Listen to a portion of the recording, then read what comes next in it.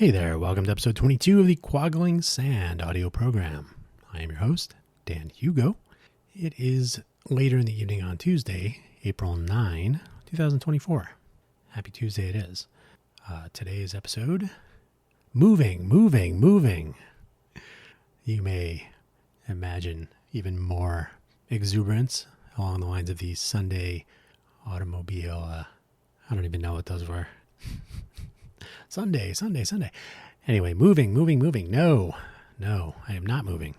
I can't even imagine moving. But I have imagined, and it went longer than I thought, I have imagined having moved, and I have taken notes. And that will be today's episode, moving.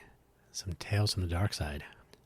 It's certainly something I've done, and I absolutely do not care for it. Should I?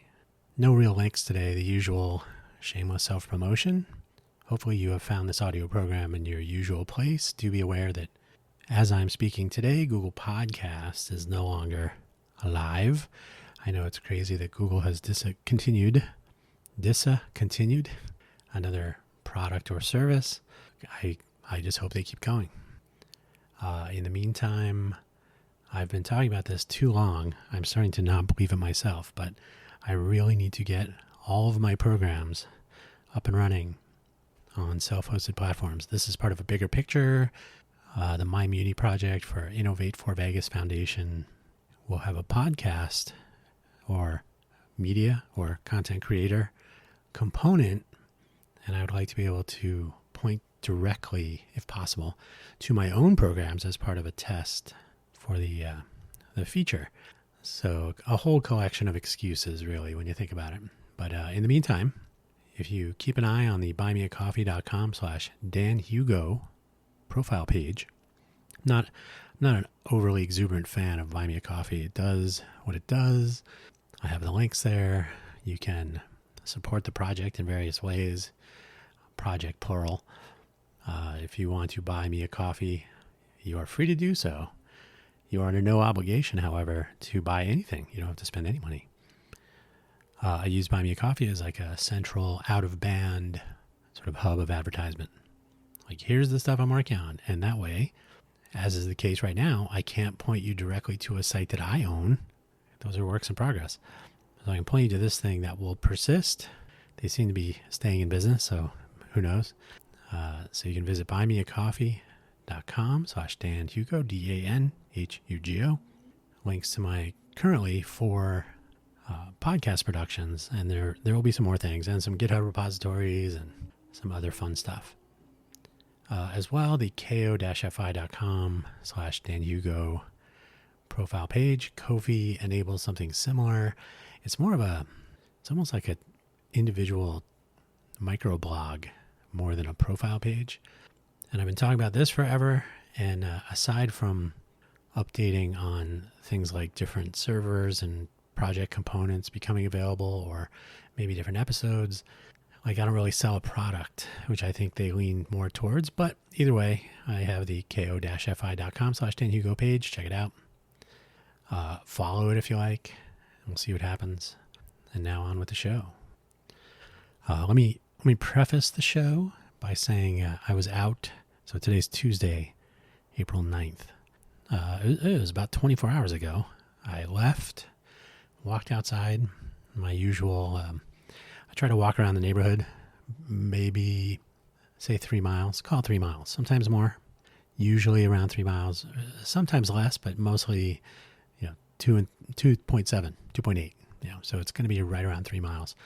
I used to, at the longest place I've lived anywhere since my parents' house, also here in Vegas. When I was living there, I used to walk 3.3 miles each way, uphill both ways, to go to the 24-hour fitness, of which I was a member. And that closed down during the pandemic. But I would do 6 miles of just walking every other day. So I'd go to the gym alternate days. So 3 miles every day approximates that element of my constitutional. So I like to get outside. I don't know about the whole touch grass concept, but see some sunlight, get some vitamin D going. Sometimes it's at night, so not as much. But and that was the case last night. And turns out, on my return, I had seen some police cruisers. They're actually SUVs now. Some of Las Vegas Metropolitan Police Department's finest cruising around the hood, generally towards where I live. And I was like, hey guys, I'm not there. I'm not there right now. I didn't really think about it too much until I turned on the return home leg of my usual pattern. I was like, hey, I see some red and blue lights approximately where I live. As it happens on the side of the building that I normally would enter when I return from these walks. So I walked the final, I think it's probably about a mile, roughly, just under, for this return leg. And as I was approaching, yes, very clearly there's some police. Oh, look at that. There's like more police cars. Like maybe all of the police cars are surrounding the building. And so I crossed the street, police officer on the corner there, waiting for just this sort of question, I think. I said, hey, I live here. And he says, not right now, matter of factly. And he said, yeah, we're chasing a guy. He's in there somewhere. We've got the dogs. We'll get him. Give us about 20 minutes. I don't know if the guy they were chasing had that level of certainty in the plan. But I said, okay, I guess I'll walk over to Smith's. So I walked back across the street, went to the grocery store, just wandered around for a few minutes. Probably 22 minutes later, there were fewer red and blue spinning lights. There were still police around mopping up. I don't know if they ordered in for donuts or whatever, but there were. I took a wild guess and said there were something like 20 police cars. I did hear at one point, although I was not close to hear exact words, but it was essentially the equivalent of, we have the building surrounded, come out with your hands up. It was almost exactly that. And they were not kidding. So, the police cars were everywhere, all around, generally around the building. There is a, what side of that? It's, I guess it's sort of the south side. The building is not totally oriented squarely, but south side of the building, there's no immediate car access. So there's a baseball or softball diamond park with a giant parking lot. And so I think there were about 5 police cars in there hanging out, making sure they didn't run out the back, as we like to say. So yeah, it was pretty interesting. I was like, man, I hope I don't have to move. But at least I got an idea for what to talk about today. There's no shortage of topics, but this seemed apropos. So yeah, nothing major happened. And by midnight, so 11:45-ish, say, 11:45 p.m., they're starting to depart. The police officer I talked to was already gone. So the equivalent of the east side of the building was back to normal. I walked into the building. By midnight, you would never have known any of this was happening. Total silence. Like, back to normal. So I came to discover today, the morning after, there was possibly a weapon, maybe an attempted burglary or a home violation, I guess, which is weird. All of the units here are, the doors are inside hallways, not opening to the outdoors. So it's not clear whether the person was living here or sneaked in, because everyone who lives here is totally on top of keeping those doors closed. So perhaps there will be more details coming out. The place where I live now, the property management does not share information with anybody about anything. I think they're just not connected to the world like normal people. So there were no details, but I did find the incident report on the LVMPD open data portal on ArcGIS. So that's how I know it's a burglary. That's how I know the very little bit of detail. So that's an incident report. When the details are made available at some point, I'll try to check it out. But again, nothing really came of it that I can tell. I'm sure the people that were directly involved would have more to say, but as far as casual, I was outside the whole time.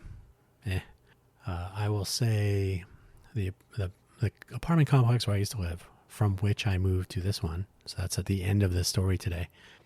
I hate to make this reference, there was a student shooting. There was a person who got denied to become a professor, I think, or an educator of some kind at UNLV, University of Nevada, Las Vegas. And so there was a mass shooting on campus. Within an hour before it, I think, there was a murder-suicide family. What do they call it? A family annihilation.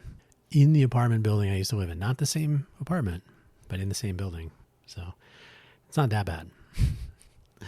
And I was not laughing at the situation, but at the ridiculousness of it all. So let's get down to the timeline of moving. I have moved more than once. The first place I actually remember, technically, I think I remember one or two places before this, but they're like strobe light memories. But the place I actually remember, I walked to school, kindergarten. From this place, I would walk around the neighborhood, got to know Denise, Danielle, and Melissa, and Scott, and Andrea, I think. Something like that. And Lori and Jeff next door. So yeah, there was a whole neighborhood around this first place where we lived in New Milford, New Jersey. Due to some ongoing medical, like allergies, seasonal illness, concerns, the family was looking at a move, and that would be Phoenix, Arizona. My dad had gone to ASU. My mom and my dad got married. I believe it was during spring break of his senior year at Arizona State University. So they knew the weather, they knew the scene. Why not move back there? So my dad on the advanced team went and got a job in the Phoenix area. We got moved. North American Van Lines packed up the house. My dad came back and we did the family truckster, which was at the time called the Volare station wagon. I couldn't even tell you who made that thing, but probably like GMC or something. It was it was a minor adventure, very maroon, and we drove across the country. We saw some sights along the way. I think it took us like 5 or 6 days. My dad was known for driving his Volkswagen Bug from Tempe, Arizona to probably Oradell, New Jersey in like 2 days. He could drive straight through. So we didn't do that. But that was my first official move, the first of many. So we got to Phoenix. My parents selected a home that would be built. That back then this was not uncommon. So you would have a home. It was a tract home. Eaton Homes, I believe, if I remember correctly. Eaton. So Eaton Homes on Alice Avenue. The home was under construction. I think when we arrived, I mean, this was not a surprise, but we arrived and the slab was down and some of the outer cinder blocks were up. So the sort of the outside shell was up, but that was nowhere near. It's going to be more than a week. So I think we stayed at the Roadway Inn for a few days at on the ring around Metro Center Mall. Metro Center Mall figures into everything about living in the Phoenix area when I was, pretty much between that first day that we stayed there and, when was the last time? I think I was probably at Metro Center. Certainly, I worked at it. My first programming job was at a place that was very near the Roadway Inn, very near Metro Center. So that would be, 20 years later, 18 years later. So yeah, that would figure into all the stories. Stayed at the Roadway Inn. Eventually, my parents got I don't know if it was like a 6 month. I don't know if we were there for a full year. Got us in at the Casa Cielo on Dunlap.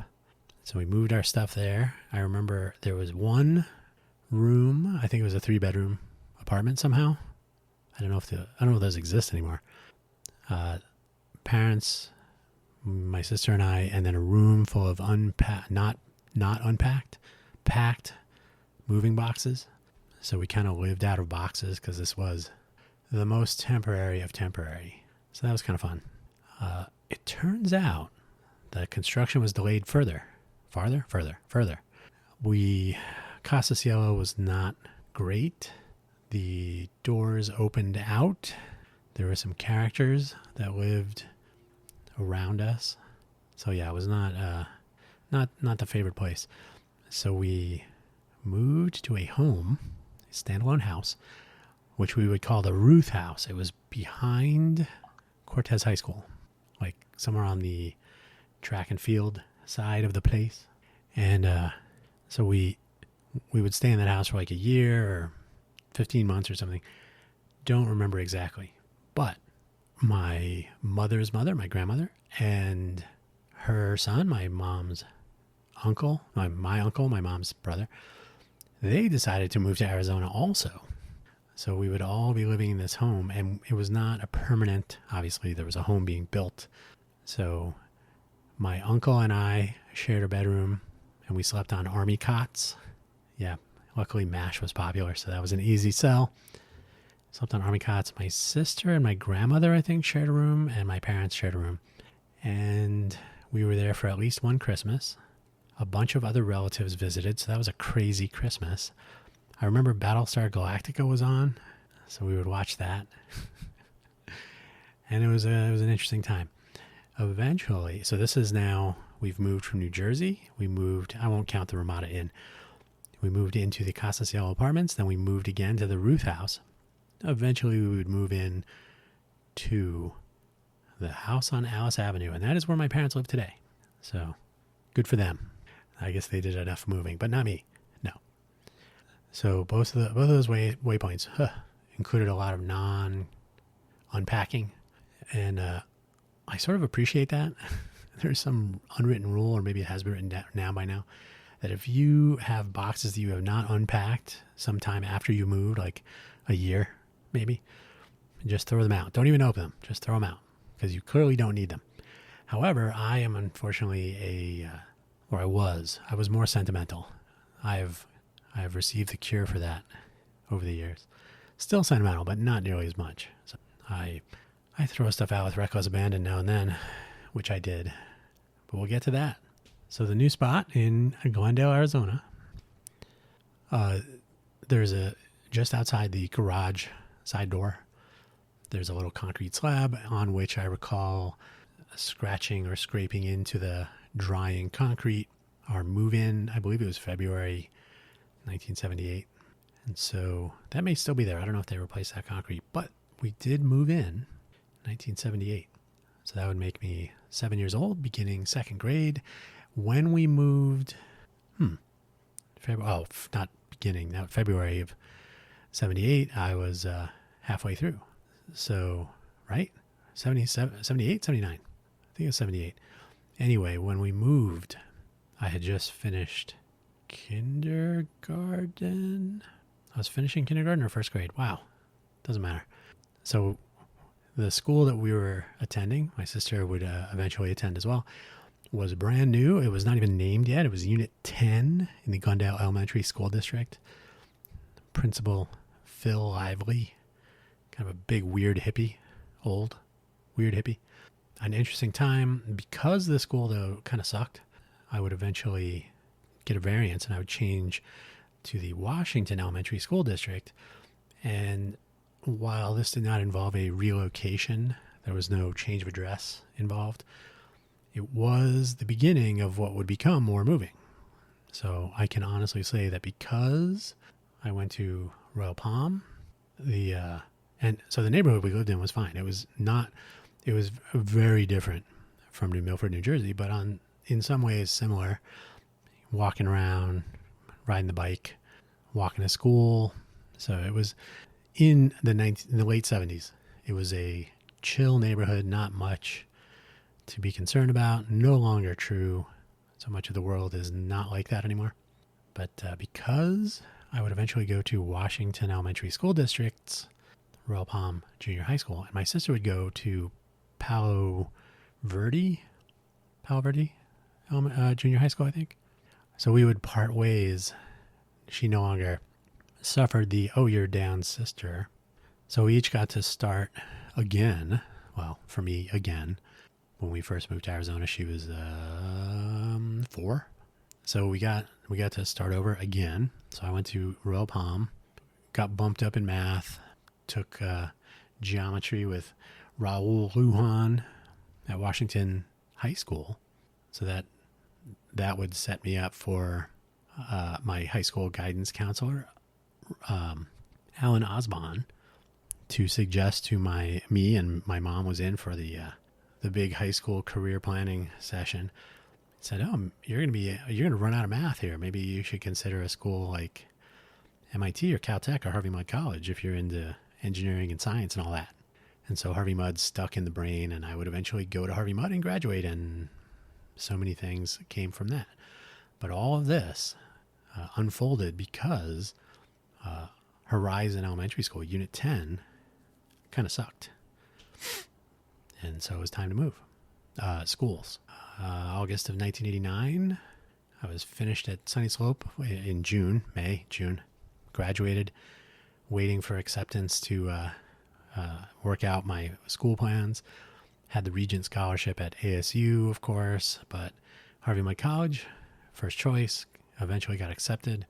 Everything I owned, I did not bring my computer, so everything I owned, and it wasn't my computer anyway, went into my mom's Civic sedan. So not the little tiny hatchback Civic, but I think it was a 1988 sedan. Everything fit in there. And we drove 353 miles, maybe 354, from my parents' driveway to the, I can't remember the name of the street. Not that it would matter. But the street right behind the dorm that I would live in for 3 years. We called it the beach. It was a little hill of grass that people would go out and tan on sometimes. So we pulled up to there. I unloaded all my stuff. It took a few minutes. And I was moved to California. It was just that simple. The easiest time I would ever have moving to California. So Claremont on and off. Claremont, California, where Harvey Mudd is located, each May for my 3 years. No, for the first 2 years. Each May, we would all pack up our stuff. We would throw some things in milk crates, most likely, into the storage room at the corners of the buildings. They were pretty much full of junk already. So you'd throw your stuff in there. Anything when people moved back in the following September that was left in there would be auctioned off. But there was some other stuff in there that the dorm just used for storage. So there was not a lot of room. The storage rooms were about as big as probably a nice sized bedroom, probably like 15 feet square. Is that right? So like, what would that be? Like 170 square feet, say, something like that, roughly. So in May, freshman year, moved back to Phoenix, got a summer job programming in C, my first programming job, as I mentioned, right near the Ramada Inn. Was that a Ramada Inn? Is that what it was called? Probably. Anyway, so it started with an R. It might have been something else. I think it was Ramada Inn. So iPro, image scanning of documents and character recognition, my first C programming job. Had my Volkswagen Bug without air conditioning in the hottest summer of history, I think, in Phoenix. It was 122 degrees at the airport. And I had my first computer programming job in an office that was kept at probably 70. So I just want you to think for yourselves, being in a room at 70 degrees and going outside where it's 122 degrees. And then almost worse, going back in. So that was my first summer. Then come late August, I would throw my stuff back into probably my mom's car again. I never had my car at school. Never had any car at school. So we drove back out. I still didn't have much stuff. My sophomore year, similar deal. Came back home, went to ASU, took 2 math classes, get them out of the way. Math taught by engineering profs, not math profs. That was a bonus. So 2 summers of commuting from Claremont to Phoenix and back, 354 miles, call it 354. I'm going to update my notes right now. So 354 miles each way. And yeah, there you go. And found myself back in Phoenix and then back in Claremont and so on and so on. During my junior year, we had become friendly, all of us, with Matt Masterson in the engineering stockroom. So he said, hey, he's from Scotland, Edinburgh. Can't really do Matt's accent, and unfortunately, Matt is no longer with us. Long since moved on to the Black Watch, probably. Hey, you want to work for me this summer? Yeah, sure. So it was myself and Professor Dave. I say professor, he's now a professor at a prestigious educational institution on the east side of the country. Dave and I, and it was the summer when Dave and Dan were in the Olympics or something, so that got a lot of play.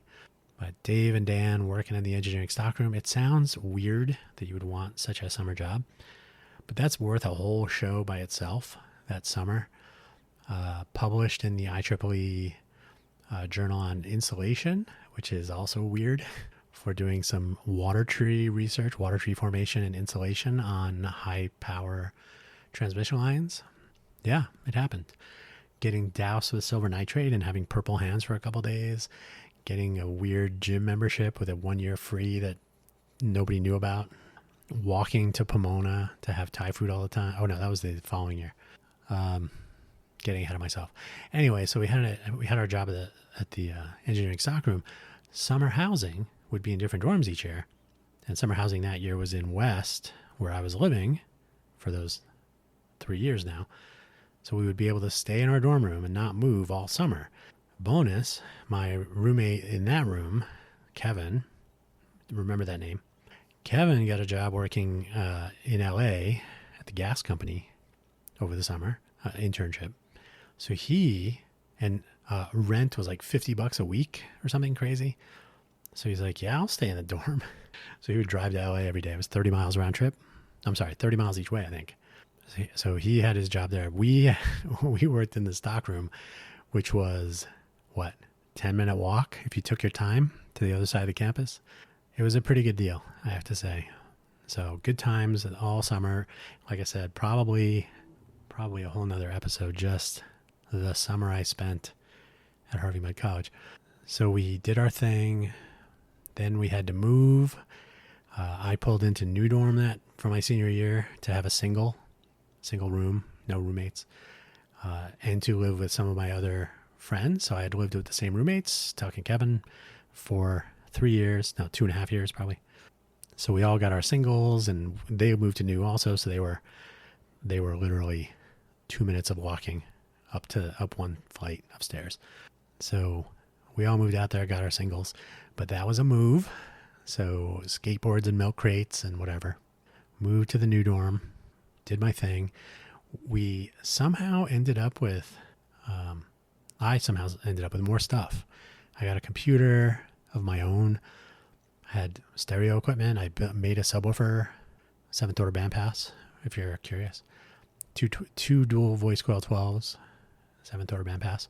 So nice subwoofer and amp and all that. And so it was good times. Not a ton of stuff, but I did have a little bit more stuff. So at the end of the year, it was very clear, and this was in 1993, it was very clear that I would not be taking a job anywhere immediately. Job market was not good. It was the end of the Bush 41 presidency. The recession was upon us. People were making mad dashes for grad school. So I'm like, well, I really want to work in Silicon Valley. I always have wanted to. But, I was getting into the, hey, any Mudd graduates that know of a place hiring Mudders? So I interviewed at General Instrument in San Diego. That job would go to one of my classmates, Jeremy Edmonds. So that worked out for him. I think they interviewed 3 people for one job. So that was that. We had access to the fax machine, if you even know what that is, and career placement resources and whatnot. Karen McAndrew in the career planning and placement office at Harvey Mudd I don't even know if she's still around, but she had already had her halo and wings while working in this job. I cannot imagine there were any people or even animals that would not appreciate her being around. Probably the most helpful person you'd ever run into. And that was before she even knew you. So yeah, she was as helpful as could be, but it was not a good time. So I ended up getting a job for the summer for Matt Masterson, if you remember that guy from Edinburgh. He said, I need you to copy the graduation tapes. This is when we had VCRs, if you remember what that is, next to the fax machine. So my summer job, and he said, I'll pay you, I think it ended up being like $50 a day or something. So it would cover my rent for the summer housing and put some food in the fridge and put some money in the bank for my eventual move, which would happen. But I had to move my stuff from new dorm across about halfway across the Harvey Mudd campus and into the Scripps campus to live in Kimberly dorm. So that's another move. And I stayed there for 2 months. I copied graduation videos every day. He said, I'll pay you, put it in the tape, put the tape in, push play, hit record on these 4 machines, and come back and flip them, rotate the tapes out and do another set. And I'll pay you for the entire time they're recording. So that's what happens when you have extra money and a friend writing checks. He was always a very helpful and supportive guy. So what are you going to do? So I was spending my time trying to get a job. I would walk to Sonamnalong in Pomona. They would often give me a ride back because they didn't want me walking in Pomona. Nobody should want to walk in Pomona. The place is nuts. So I was looking for work, and Dave from the summer before, Dave got a job temporarily at a company called Supermac because a whole string of Mudders, Harvey Mudd College graduates, got jobs at Ziff Davis Labs, ZD Labs.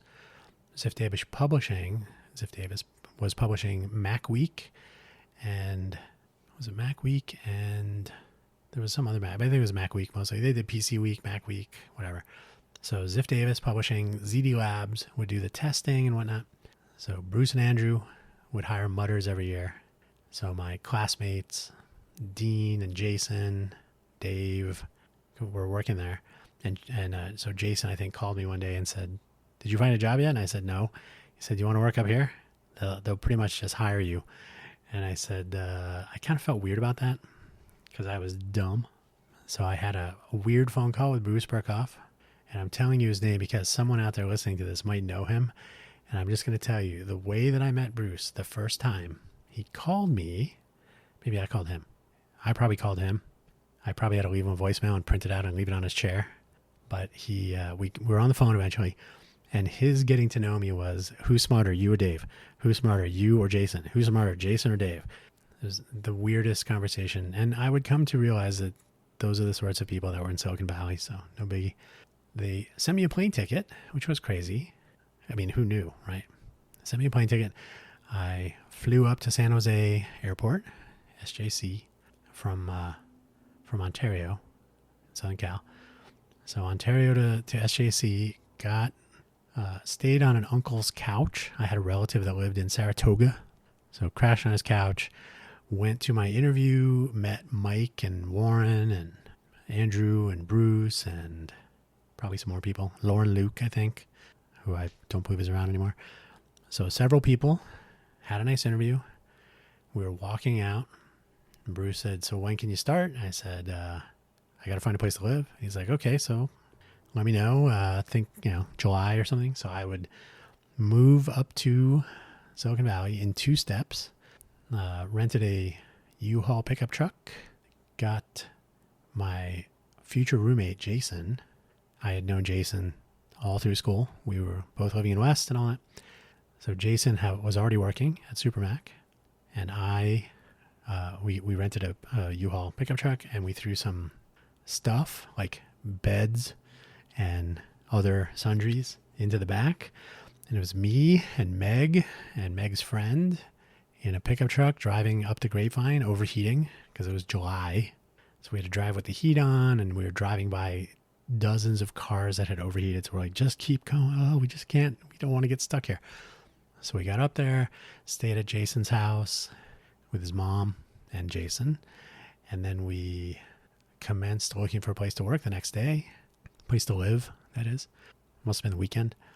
We parked at one end of Matilda, if you are familiar, towards the Cupertino side, southish. And we just walked into apartment complexes. There were like 3, maybe, that we checked out. And we went with Oak Point Apartments. We signed a lease. It was the weekend, so there were no patrol planes flying in from over the Pacific. But we got a place to live, 3rd floor.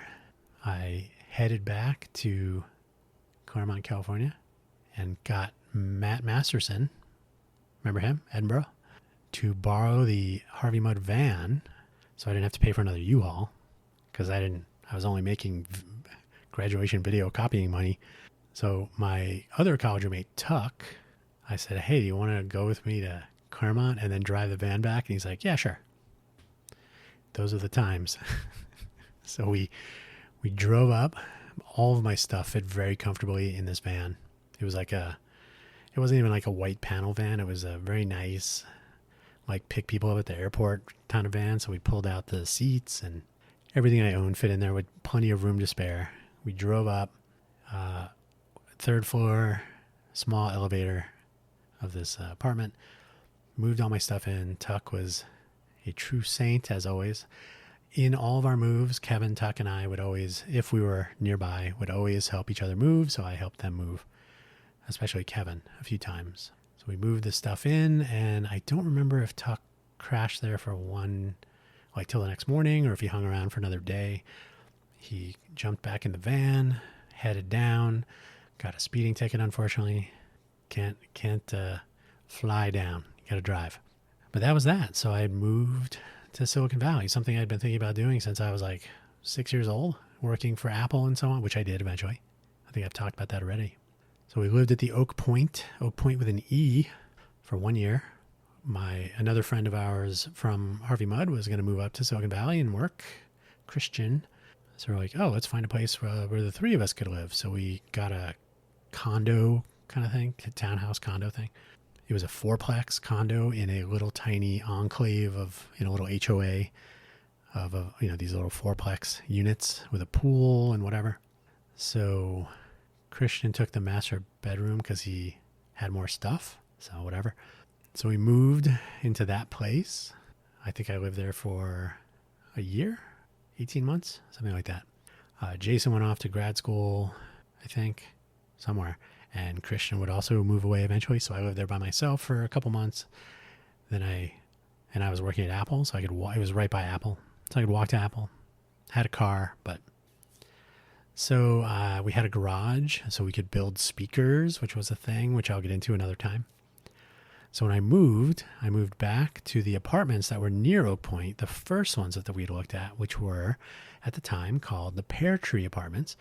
It was really a nice complex. It's much smaller than Oak Point, tucked away in a bunch of trees. I don't think they were pear trees, but just tons of trees. It was on the sort of the corner of Central Expressway and Matilda, so kind of on the edge of commuting.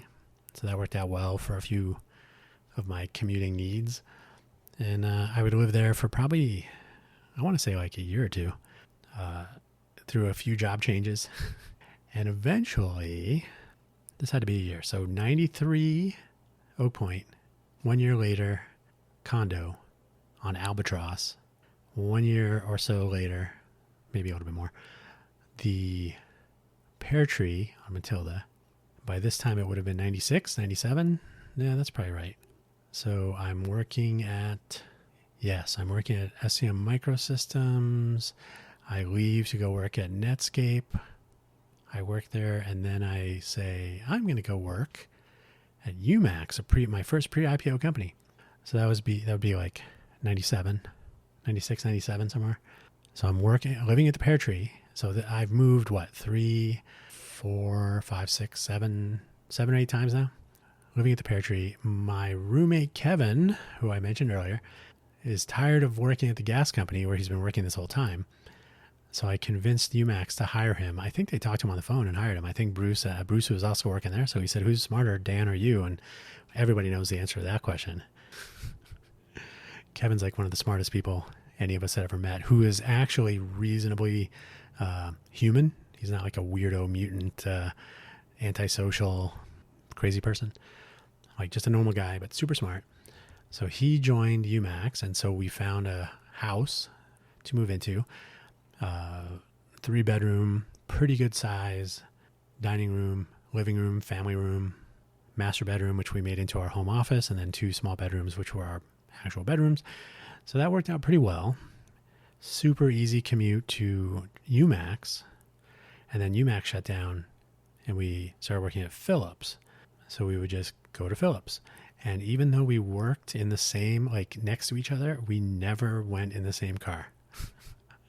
We never carpooled. Maybe once, maybe twice, but as a rule, no. Kevin was really into driving his Cobra Mustang, so we never commuted together. No, never carpooled. We would occasionally drive in the same car to other places, but as far as the daily commute to work, nope, nope, nope. So lived in that house. Then eventually, I think Kevin moved in with his girlfriend and my girlfriend moved into that house or something. And then, so I was still living in that house. Kevin moved somewhere else. And then eventually he would move into a house about a block away with his cousin. So I avoided a move. I worked at Phillips. Then I would work at Leapfrog in Los Gatos. Eventually the .com bust got the better of me. And I was like, I think I'm done. I think I got to move. So I packed up my stuff for yet another move. Was this 9?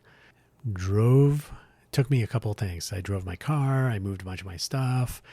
I rented an SUV and drove up and down and more of my stuff. And final move was done. It was August 2011. No, 2001. August 2011. 2001. August 2001. Shortly before September 11th, 2001. So I got this. I rented a house, 3-bedroom, tiny house, but 3 bedrooms. More than enough space for one person, had a guest room, had an office. So I did a lot of work in the office, never had a guest stay in the guest room, had a nice bedroom. The bedroom I would wake up in with Howard Stern describing the World Trade Center and all that drama. Quite a morning. And so soon in my 4-year stint in Phoenix, and this house was in a place that had been straight up desert when I was in high school. So I was like, that would be interesting to live in a new civilization. So I was living in this home for 4 years, looking for a job, the horrible, horrible economy. And let me tell you this, side note, I didn't even tell people that I refused to answer this because the first time someone asked me my salary history, they literally started laughing because I told them and I said, well, that's in Silicon Valley. And they're like, you're never going to make that here. And I was like, you didn't ask me what my target was. You asked me my history. So that was a life lesson. But looking for work, I eventually got a job with Intel as pre-silicon validation code writer, I don't know, for some ARM parts, the Hermon B0. So I was testing some video color space converters and stuff like that. My background with True Vision and so on came in handy. So commuted to Chandler, my first gig at Intel. By the way, my badge photo from that stint as a contractor would make its way onto my employee badge in 2014 because the camera didn't work for my first day of new employee orientation. So I said, do you still have my old picture? And they said, yeah. So I looked, 10 years younger. That worked. That works fine. So living in this home in Phoenix, worked at Intel for a while, worked at a company called Aditech, learned all about Python, which I still use today. A friend of mine got a job. He had to learn Oracle database, so I learned PostgreSQL, stored procedures, and all the other cool SQL stuff. So this was all in this house, and I had all this time to pursue independent projects, and we started home information systems. There were a couple other endeavors. The whole 4 years that I was there, because it was so weird trying to get jobs. I did have jobs here and there, but mostly it was looking for jobs. So it afforded me opportunities to learn a lot. And because where I lived was kind of out in the boonies, I didn't know anybody out there. I hadn't really stayed in touch with any of my high school friends. So it was the weirdest 4 years of education I've ever had. And I've had many 4-year educational stints, not all of them in Harvey Mudd College. So that was that. Eventually I was doing some remote work for Salon.com, and they said, hey, do you want to work here? My first ever .com. Salon.com was officially a public .com. They went public during the .com boom. They had one profitable quarter in 10 years, and that would be the quarter that I was working there. Coincidence? So I was about to move. Are we keeping track? I think it's like 10. So I moved. I went up to Silicon Valley, hung around. I talked to the salon people. We're good. So then I commenced looking for a place to live, and I can't remember if I was looking like for apartment finders or Craigslist, maybe probably Craigslist. I had started looking before I left. I sat in a coffee shop, perused, what's available. I found a place that I could just walk right over from the coffee shop I was in downtown Sunnyvale. And I'm like, okay, I want a place near the train station because I'm going to take the train up, but I know the Sunnyvale area, so I'd like to live down here. So yeah, let's see how this works. And that worked. So it was a duplex. The owner lived in the back half. I lived in the front half on Angel Avenue. Took me about 4 minutes to walk to the train. Piece of cake. I would do a lot of things while living in that home, as far as like getting into food trucks and starting Regular DB and Food Truck YP, an owners association for food trucks. Worked on cell phones at Palm. Worked on Bluetooth speakers and headsets at what would eventually be Jawbone. It was Aleph when I started working there. Did some other consulting, just tons and tons of stuff. And before you know it, it was going to be time to move again, because at about 2 o'clock in the morning on April, it was either 7th or 8th. I think it was April 8th, 2 o'clock in the morning. I hear knocking on the window. Luckily, I was fully clothed and I had just literally dozed off on the couch. My phone fell out of my hand onto the floor. Knocking and banging and yelling, and it turns out the house next door was on fire, and the wind was blowing the fire to the duplex, so mostly on the backside where the owners lived, but my place got a little toasted as well.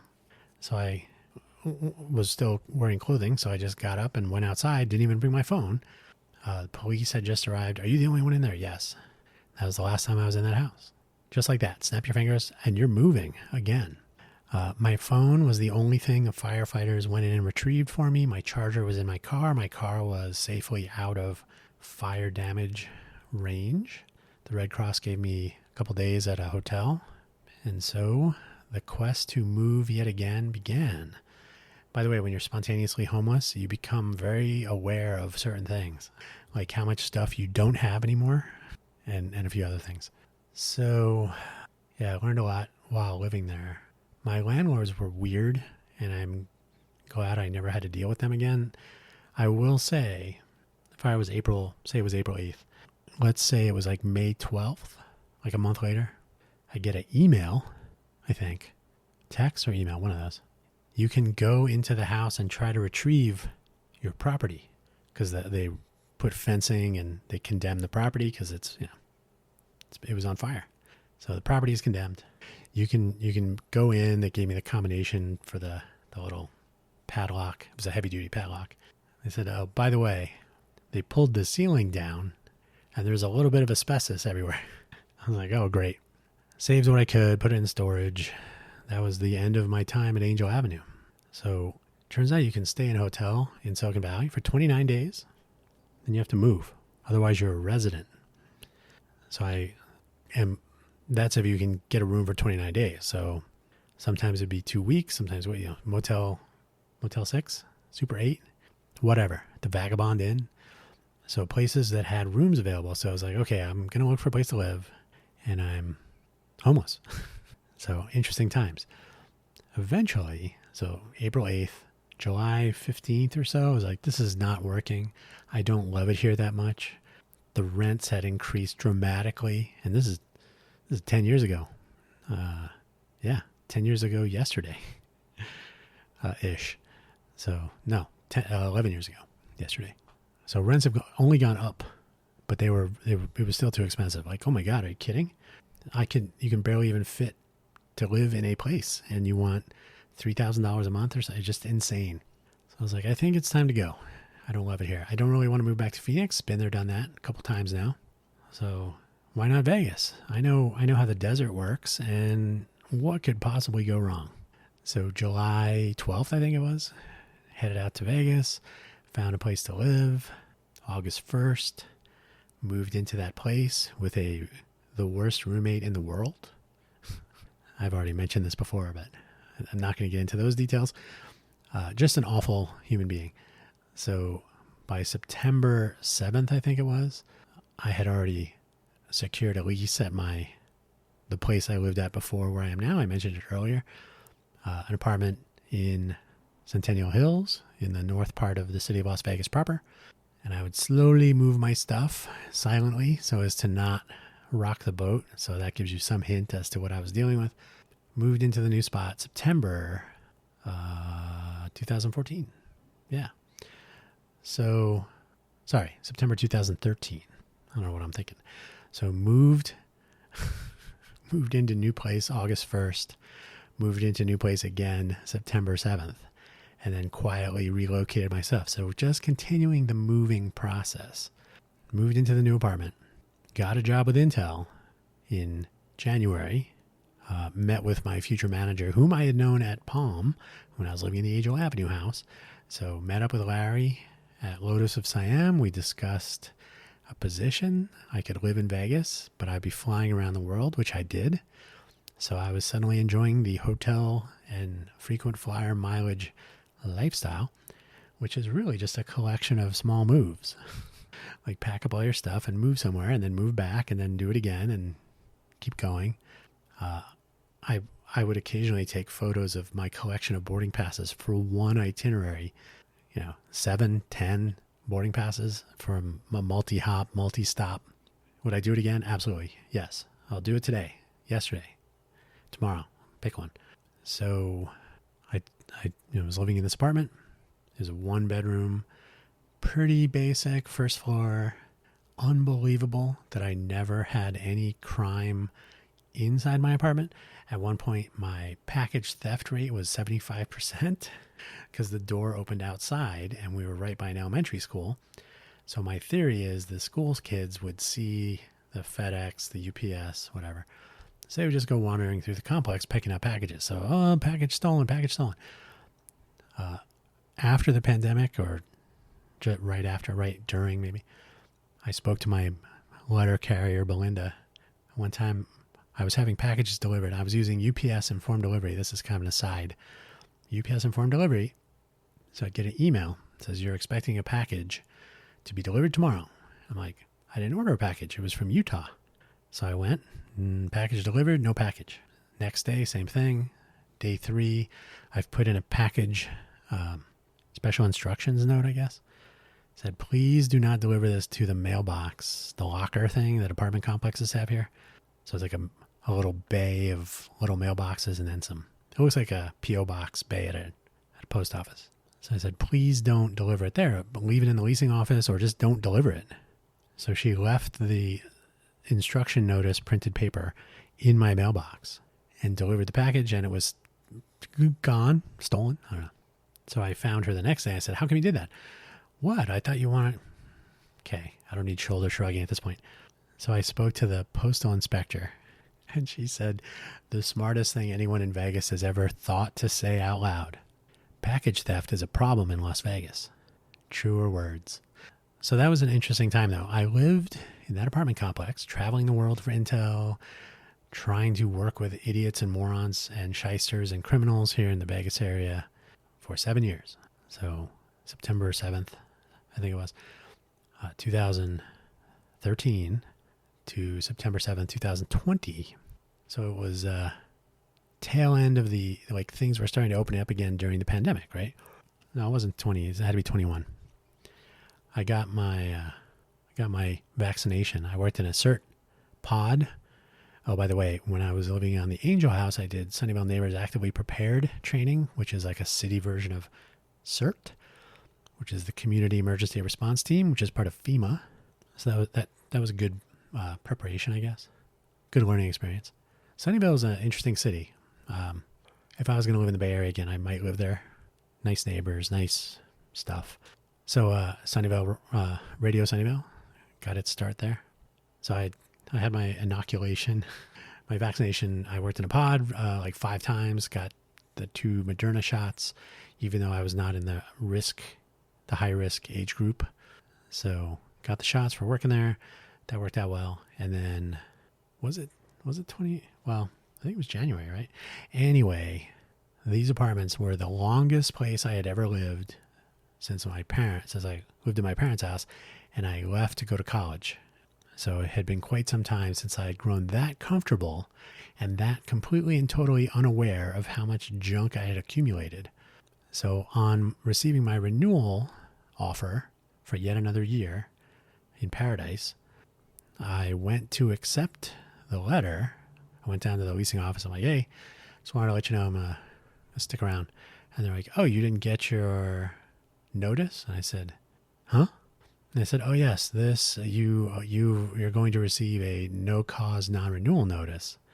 So we've withdrawn this offer to renew, which I thought was pretty crappy of them. We've withdrawn this offer to renew, and you have to move. We are taking the apartment back. Probably, I mean, there's no cause, right? So I didn't do anything. It was probably so that they could get more money from a new tenant, because I was on the retirement program. So I'm almost going to guarantee that they were like, we can get a fresh tenant in there and charge like 25% more. And the pandemic had wreaked havoc on the rental market, 25 to 40% rent increases anyway. So they probably figured, yeah, you've had enough. Why don't you go pay more rent somewhere else? So I walked over to where I live now. Jason at the front desk showed me the empty apartment. He said, there's one available. It will be available October 19th, I think. I'm like, well, I got to be out September 7th. So I got like 6 weeks. So I figured, I can go to Phoenix and I'll visit my parents. I hadn't seen them since before the pandemic. So I had to move all my stuff out of my apartment, which took twice as long as I thought it would. And I'm like worn out. I'm moving everything by myself in a rush. There's just more and more stuff. Every time I'm like, okay, this box is empty, right? Nope, it's full. And I couldn't even it was just a total nightmare. The worst planning, like software engineers are bad at estimating. Yeah, totally true. So that was just a nightmare. But eventually got my stuff into storage, south side. So ridiculous distance, more U-Haul gasoline to spend money on. Got the rest of my stuff into the U-Haul, drove to Phoenix because I didn't have a car at this point. I've sold my car a long time ago. So I drove to Phoenix in the U-Haul. So I brought like my bed, computer stuff, so I could be in Phoenix but have a place to sleep since my parents don't have us living there anymore. So there was no reason to have my bed there, right? So bed, computer, desk, and all that stuff. So just some basics. Kind of set up camp in the living room. Had my bed in my sister's old bedroom. 5 weeks later, get a phone call. So I've now moved, 12 times? 13 times? Because I moved into the apartment here. Then I moved into the house here and then the apartment. Then I had to move out of the apartment to my parents' house. So that's, I think, 12 or 13. So this counts because I did cross state lines with the U-Haul. So I think that counts as a move. I get a call. The person that was going to move out so that you can move in 6 weeks later has decided not to. Do you still want to move? And I'm like, you're giving me 10 days notice. So yeah. So they gave me the unit in which I reside right now, in which I record these episodes. Now, before I moved, you're probably getting the impression that once you've moved a couple of times, you get a little sense. So I came here before and I'm like, okay, I can park the truck here. The entrance over there. It's the shortest walk to the apartment. The door, the bends in the hallways, all that stuff. Pretty straightforward. Had it all planned out. I didn't think anyone was going to help me. Turns out to be true. So I'm always ready to move by myself. That has come in handy more times than I had hoped. Kevin and Tuck can't always be around. That's the way that is. So they tell me where the apartment is. I'm like, wow, that's a lot farther away from everything. So I get there. And the guy, Jason, is really apologetic. He's like, I wish this would have gone the way we planned it. But so he got me some rebates and stuff to sort of soften the blow a little bit. But he's like, there's a cart. It's like a really, really awful hard wheel, 6-wheel cart with a handle. Like you could probably move a small house on it. It fits through doorways, but it's just wide enough to fit through a door. Or just not wide enough, I guess. And it's, so I'm going to say it's like probably 3 feet wide. What is a door? Like 28? 20, yeah, probably 28. So it's probably like 28 inches wide. Probably 4 feet long. He's like, if you find the cart, and he's like, it's going to be over there or over there, but find the cart, put it in your apartment. Don't leave it out. You can have it as long as you need it. If anybody says anything, tell them to come to me. So he was being as helpful as he could, which was fine.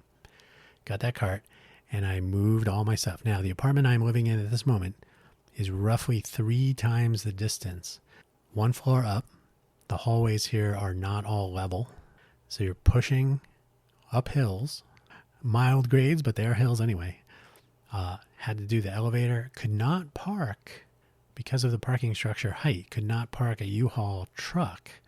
So later, I would get a van, U-Haul van, to move my stuff from the other storage things so I could park on the top floor of the parking structure, find the elevator, and it was a pivot. It was all about pivoting.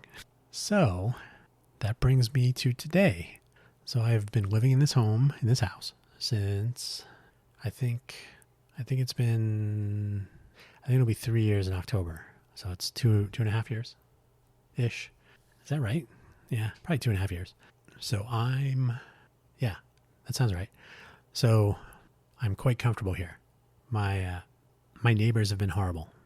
My upstairs neighbors had dogs, and I love dogs, but they had dogs with separation anxiety, and they could not carry a tune. So at any random time, any time of any day, they may decide to just start belting out tunes like "Where's Our Owner" or something. I don't know, but it was pretty crazy. So they eventually moved. There is a person living. There was some sort of remodel that was done. I think they brought it up to like the modern feature set. And by the way, the unit I ended up with had all the upgrades. So small consolation. So the apartment upstairs, the only noises I hear from there, occasionally something heavy being moved. So once a week maybe. So that's fine. Occasionally some rollers on like a sliding door. Sure. So that's every once in a while, no biggie. Vast improvement from the dog thing. And again, love dogs, but I don't know what was going on with that. Downstairs nowadays, there are neighbors who like to blast their music, and I have shown the leasing office my speakers that I built in college. They were 7 feet tall. They had each cabinet had 2 12-inch drivers, Audax PA mid-ranges, Peerless ribbon tweeters, just built for loud.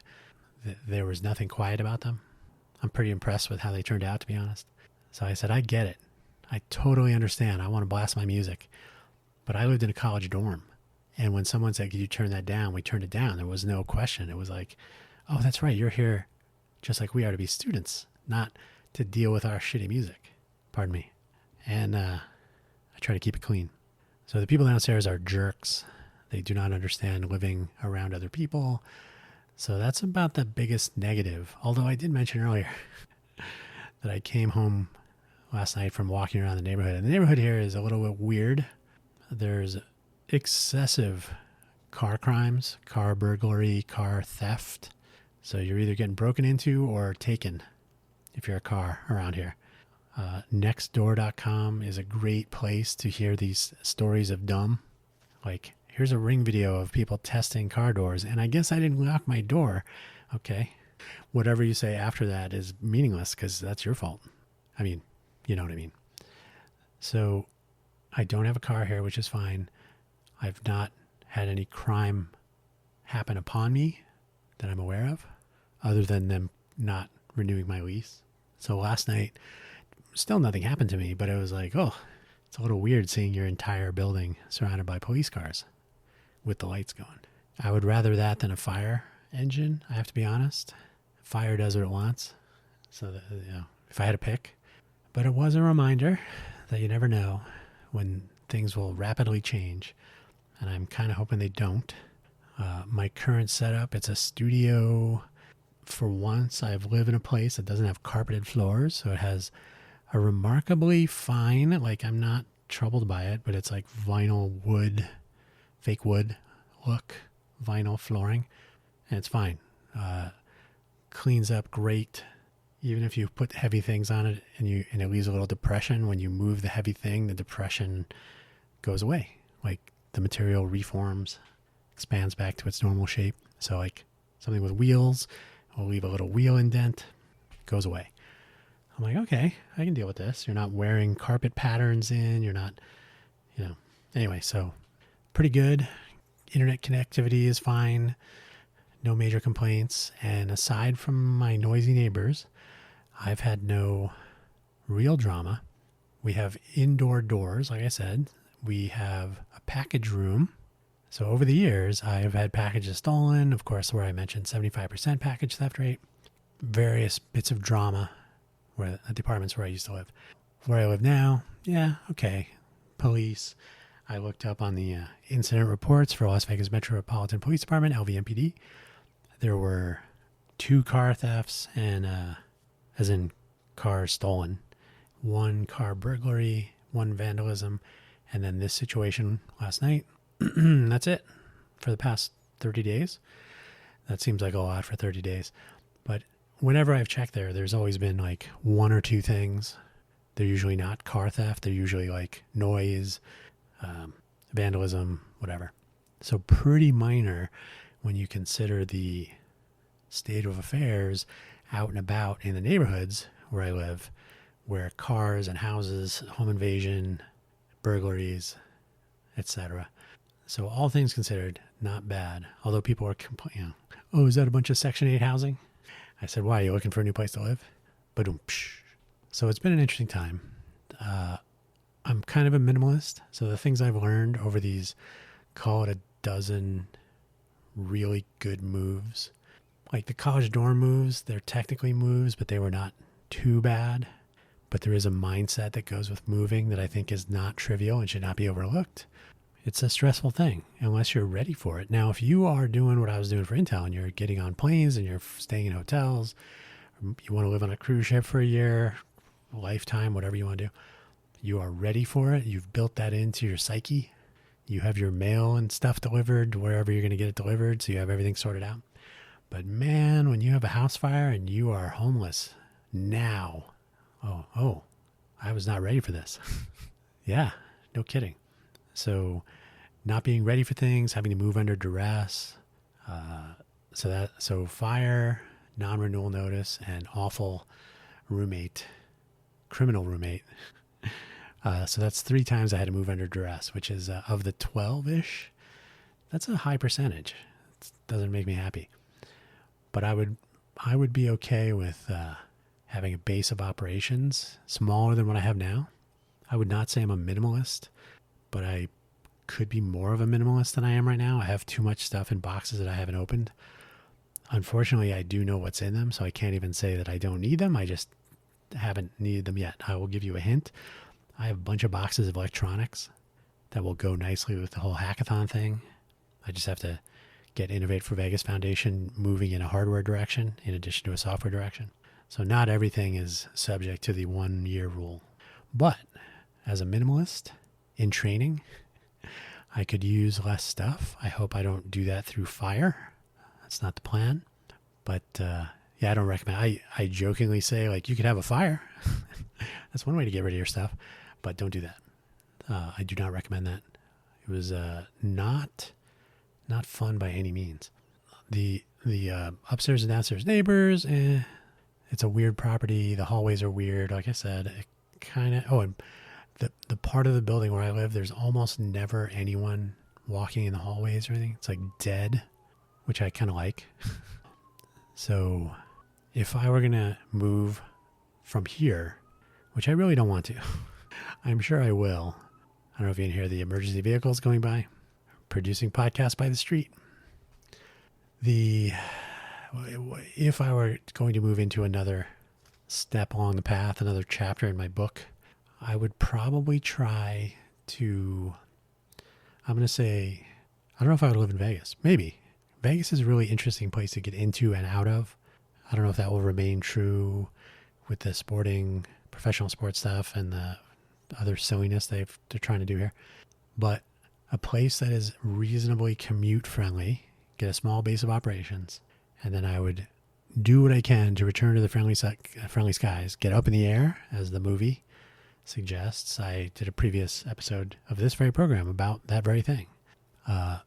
Ideally a big fish life, more so than the up in the air life, but I was totally fine with being on 100 plus airplanes each year. I can't remember from the movie if Ryan Bingham said he was traveling like 287 days per year. That seems low. It was not 365, but it was close. So I'm not saying I would like to do that exactly, but I would be totally fine with wandering around as I was. I became quite comfortable with sitting in airport lounges, catching a next flight. I'm big on layovers. I don't really care about the direct flights because why not stop and check out an airport and sit, look around, people watch for a while, try out some weird restaurant in some weird airport, who knows where.